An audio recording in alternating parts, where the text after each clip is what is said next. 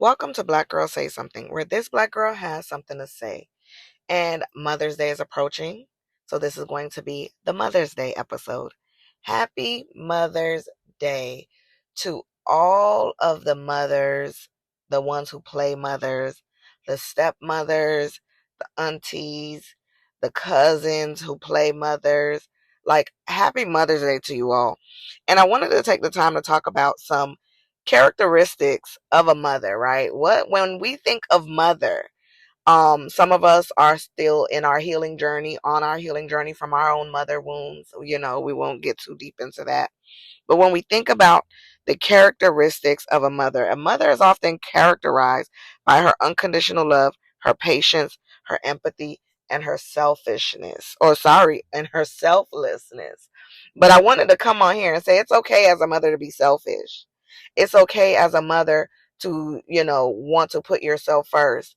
I was on a captivating live stream the other day where two therapists. It was a segment called Therapist Speaks. Dr. Candace Brooke. She's on TikTok and YouTube. And her and I had a small exchange while I was on another person's live stream, and she didn't know who Black Girl Say Something was, and I invited her up onto my platform, and we went live together. And you can check that out over on YouTube. It's Black Girl Say Something with Dr. Candace Brooke, and I tagged her, and I'll also try to tag her in this episode. But her and another therapist, a colleague of hers, they went live, and they were talking some about some self-care things, radical self-care, not surface level self-care. When we think self-care, sometimes we think about, going to get our nails done, getting a facial, getting a massage. That's kind of surface level. Radical self-care, and they hit some of the points for me. Like, as a mother, especially when I became the parent that was a solo primary parent, and I can get into the details about, I was a single married mom. Many moms are single married moms, and that's not the gist of this episode, because when I was a single married mom, I often would find myself struggling to find me time, right? The kids would walk past their dad and say, "Hey, mommy, can you help me with this?" Or I would divert them back to him, and somehow he would divert them back to me. And so there was no way for me to get peace and solace, right? And even when I would tell my children, "Hey, I need some time for myself," then here he would come and take up that time that I would think that I'm trying to take for myself. And I often struggled with getting in me time. And me time just looked like sitting with my thoughts, being able to journal, being able to, I was full on in the doctoral program. So even if it was just sitting down and reading a peer review article, I just wanted time to myself where nobody wanted me, nobody needed me, nobody asked me any questions. And I'm often thankful that during my children's formative years, now they're a little bit older and they have had therapy as I have had therapy, I'm able to get to a place where I'm like, "Hey, just like you need 15 minutes, I need 20. Or if you give me 20, I can give you an hour. But if I don't get this 20, the hour that we are going to spend together is not going to be as enjoyable because you didn't give me the 20." And not because and I also need them to understand, and I need mothers to better understand, you can better equip yourself with handling the day to day needs of your children. Of course, if you have maybe a child that is in a place of special needs and they need a little bit more attention, finding time to take time for yourself. For me, my house shuts down at 7:45. My youngest goes to bed at 7:45. The house shuts down at 7. He goes to bed at 7:45. Somebody say 7:45, the sun's still up. Let me tell you something. The young man goes to bed at 7:45, and he made a deal with me where he said, "Hey, because we have a certain level of autonomy amongst us, right? Because we've created boundaries and we've created effective communication spaces, and we've created effective collaboration." And something else a therapist taught me is forced choice. What does forced choice look like? It's giving them choices, but essentially talking to them and having them choose the choice that is best for them. And laying out, and you have to be strategic. And I think you cannot be strategic in mothering if you're burnt out. You cannot come up with effective plans and scenarios and parent effectively as a mother if you're burnt out. You also cannot parent effectively as a solo primary parent if you're a mom, if you're trying to compensate for there not being a dad. You have to just be the mom, the person, right? And let your children know that, hey, I'm just a girl. Y'all have heard me say that before. I let my kids know immediately, yes, I'm your mom, but I'm just a girl. Going back into this topic, he goes to bed at 7:45, and so he made a deal with me. He's like, Mommy, if I go to bed every day this week, a couple weeks ago, he's like, if I go to bed every day this week at 7:45 and I get up good, because he gets up at 6:30, and I get up good with, just my alarm, no you helping me, can I go to bed at 8 next week? 15 minutes?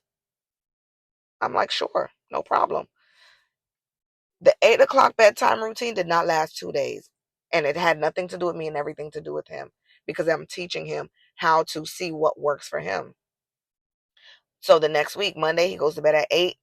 He was supposed to get up at 6:30. He didn't get up till 6:45 because I let his alarm go and I didn't wake him up. And he has some responsibilities and a checklist that he has to follow so we can leave on time. So I didn't say anything about it, because you don't fuss, right? For my mental health, I don't fuss. Tuesday, he goes to bed at 8 o'clock. He woke up this time 6:50. Tuesday night, no, Wednesday morning, when he woke up at 6:50, he said, "When I get home, I'm gonna just go to bed at 7:45 because it's better for me to go to bed at 7:45 than 8 o'clock." And I know it's just a little bit of difference in time, but it's like I need those extra minutes of sleep so that I can get up on time. Raising a young man who understands empathy for himself and for others. That's the name of the game. Same thing with my daughter. She gets up at 5:55 every morning. She comes, she does what she has to do. We get a little cuddle time in, and she goes and she gets ready. But also, she's 15. She's in high school, but she goes to bed at 8:30. I have friends who have children the same age as mine, and their kids go to bed at 10 o'clock. And I'm like, how you manage? Because I want the house quiet. I might not go to bed till 10 o'clock, but I also don't want anybody asking me any questions after 8:30. Take some time for yourself. Whatever you buy for yourself today or this week, it's a treat. Treat it as such. Take care of you. Find time for yourself. Even if it's taking a PTO day, dropping those kids to school. Don't let them know you on PTO. Drop them kids to school. Take a PTO day and go sit at the park. Listen to the birds. Don't scroll on your phone. Have your favorite book. I don't know, draw, journal. Take a moment to write a sentence or two. Focus on the good, because being a mom is hard. It's not easy. Doesn't come with a manual. What might work for me might not work for you. That's why I try to stay strictly in a place where I'm not giving parenting advice, because sometimes people do ask, well, how did you? Baby, I don't even know. I'm doing it one day at a time. I'm in between contracts and business deals. I'm 15 months into the job search. I just had to reduce services for my business because business has been extremely slow. We're hosting a 65% off frames only sale. I will link that in the description of this episode. Okay, it is also Teacher Appreciation Week, and it made me a little sad because every year I do something great for the teachers, whether it's getting them a Dunkin' gift card. I always do something monetary for them because, again, like, the little trinkets are cute, but over time, if you know that the teacher that your child has is not a trinket collector, it just it is a waste of money for me mentally. So I always do something monetary, and this year I couldn't do anything monetary because monetarily it's tight. And I found myself, my kids, they go to enrichment or whatever at the library. So the librarian had them create something for Teacher Appreciation Week. And I was like, you know what? This is the best we got. So give this to your teachers.